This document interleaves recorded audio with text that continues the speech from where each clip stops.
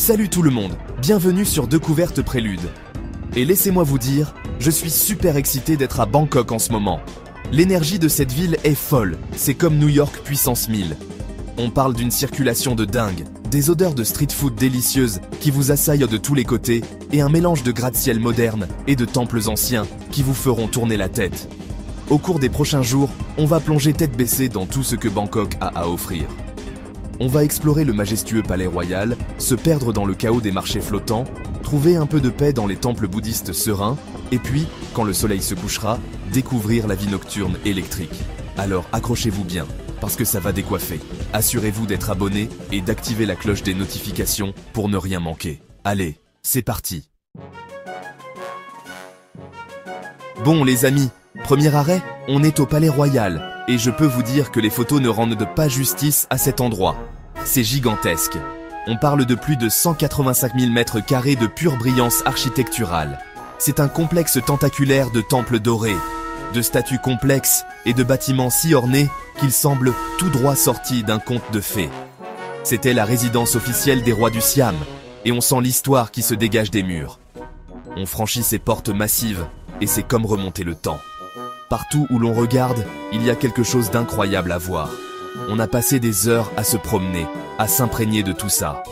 Le temple du Bouddha d'Émeraude, qui est comme le cœur de tout ce complexe, est tout simplement époustouflant. Le savoir-faire, les détails, c'est hallucinant. Et la foule, cet endroit est bondé de touristes et de locaux, tous là pour vivre la magie du palais royal.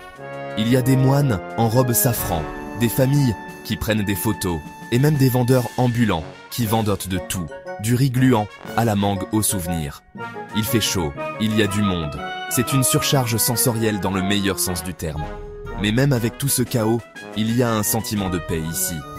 On peut ressentir la spiritualité, la révérence que ce lieu inspire au peuple thaïlandais. Une chose à laquelle je ne m'attendais pas, c'est la sévérité du code vestimentaire. Il faut s'assurer que ses épaules et ses genoux soient couverts, ce qui, avec cette chaleur, n'est pas évident. Heureusement, ils louent des vêtements à l'entrée, donc on était parés. Après des heures d'exploration, on était épuisés mais ravis de l'expérience. Le palais royal est vraiment un incontournable si vous allez un jour à Bangkok. Bon, on s'est levé tôt, vraiment très tôt, pour voir les marchés flottants avant qu'il n'y ait trop de monde. Et je peux vous dire que ça valait le coup de se lever aux aurores. Imaginez un peu, vous naviguez sur un canal étroit, le soleil commence à peine à poindre à l'horizon, et vous êtes entouré de centaines de petites embarcations en bois, toutes chargées de produits frais, de fleurs, de souvenirs, de tout ce que vous voulez.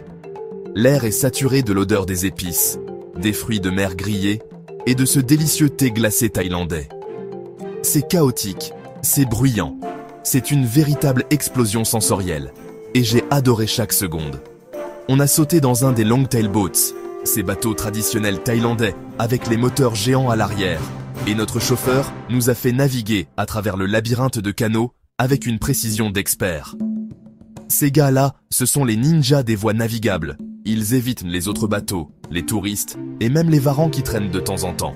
On a passé des heures à naviguer, à regarder tous les différents vendeurs. On a négocié des mangues fraîches, on a goûté une délicieuse glace à la noix de coco et on a même acheté quelques souvenirs à ramener à la maison. Ce qu'il y a de génial avec les marchés flottants, c'est que ce n'est pas seulement pour les touristes. C'est comme ça que les habitants font leurs courses et commercent depuis des siècles. C'est un mode de vie ici, et c'est incroyable de voir que ça existe encore aujourd'hui. On a même vu des enfants en uniforme scolaire pagayant sur leur petite barque pour aller à l'école. Pas banal comme trajet, hein? Au moment où on est reparti, le soleil était haut dans le ciel et les marchés étaient en pleine effervescence. C'était un tourbillon de couleurs, de sons et d'odeurs, et une expérience que je n'oublierai jamais. Si vous cherchez à découvrir la culture thaïlandaise authentique, les marchés flottants sont incontournables. Après la folie des marchés flottants, on avait besoin d'un peu de paix et de tranquillité, alors on s'est dirigé vers l'un des nombreux temples bouddhistes de Bangkok. Bon, je ne suis pas du tout du genre religieux, mais il y a quelque chose dans la tranquillité de ces temples qui vous apaise. On a visité Wat Arun, le temple de l'aube, et c'était comme entrer dans un autre monde. Les flèches imposantes, recouvertes de porcelaine colorée et de mosaïques, sont uniques. On peut monter au sommet pour avoir une vue panoramique de la ville, ce qui est censé être incroyable, mais on a fait les chochottes. La hauteur et moi, on n'est pas vraiment amis. Même au pied du temple, les détails étaient incroyables. Des sculptures complexes, des bouddhas dorés et des offrandes de fleurs et d'encens partout où l'on regardait. C'était touchant, vous savez, de voir la dévotion et l'art qui ont été nécessaires pour créer cet endroit. On a passé un bon moment à se promener dans l'enceinte du temple, à s'imprégner de tout ça. Il y avait des moines en méditation, des habitants en prière et des touristes comme nous, qui essayaient simplement de profiter de l'atmosphère paisible. Une chose qui m'a frappé, c'est le respect dont tout le monde faisait preuve, quelles que soient ses croyances. On retire ses chaussures avant d'entrer dans les temples, on parle à voix basse, c'était un changement bienvenu par rapport à l'agitation de la ville à l'extérieur. On est même tombé sur un groupe de moines en train de chanter, leur voix résonnant dans le temple. C'était envoûtant, presque hypnotique. Je ne vais pas vous mentir, j'ai peut-être piqué du nez pendant une minute. En quittant le temple, je me sentais plus léger, plus calme, comme si le chaos de la ville avait été emporté. C'était un bon rappel que même dans un endroit aussi trépidant que Bangkok, on peut encore trouver des moments de paix et de tranquillité. Allez les amis, le soleil s'est couché, les rues s'animent, et Bangkok se transforme en une toute autre bête. On parle de marchés nocturnes qui explosent de vie, de vendeurs ambulants qui font leur magie sous les néons, et de bars sur les toits, avec des vues imprenables sur la ville illuminée. On a commencé notre soirée au marché de Road Phi, un immense marché en plein air connu pour ses trouvailles vintage et ses stands de street food. Cet endroit est une mine d'or de vêtements uniques, d'antiquités et de toutes sortes de trucs bizarres dont vous n'auriez jamais imaginé avoir besoin. On parle d'appareils photo vintage, de vieux disques vinyles et même d'un stand qui vend des insectes naturalisés. Je ne sais pas ce que vous feriez d'un scorpion naturalisé, mais bon, chacun ses goûts, hein? La nourriture à Road Phi, c'est autre chose. On parle de viande grillée fumante, de salade de papaye épicée, de pad thaï à se damner, et bien sûr, de seaux de bière glacée. On a mangé notre chemin à travers le marché, en goûtant à tout ce qui nous faisait envie. J'avais l'estomac sur le point d'exploser, mais bon, quand on est à Rome. Enfin, à Bangkok. Après le marché, on a décidé d'aller voir l'un des célèbres bars sur les toits de Bangkok. On s'est dirigé vers un endroit appelé Vertigo, qui se trouve au sommet de l'un des plus hauts bâtiments de la ville. La vue de là-haut était irréelle. On pouvait voir toute la ville étendue devant nous, illuminée comme un sapin de Noël. On a siroté des cocktails hors de prix, écouté un peu de musique live, et on s'est imprégné de l'atmosphère électrique. Bangkok, la nuit, c'est une surcharge sensorielle dans le meilleur sens du terme. C'est bruyant, c'est chaotique, c'est plein de vie, et c'est une expérience que vous n'oublierez pas de sitôt.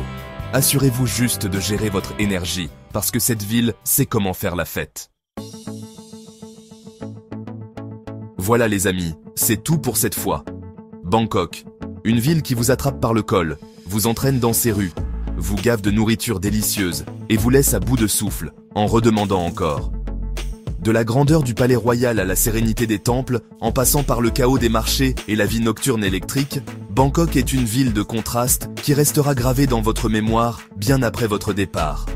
Si vous cherchez l'aventure, un endroit qui vous mettra au défi et vous excitera, alors réservez votre billet pour Bangkok. Croyez-moi, vous ne le regretterez pas. Comme toujours, merci de m'avoir accompagné dans cette folle aventure. N'oubliez pas de liker, de vous abonner et d'activer la cloche des notifications pour ne pas manquer la prochaine. Salut la KXN.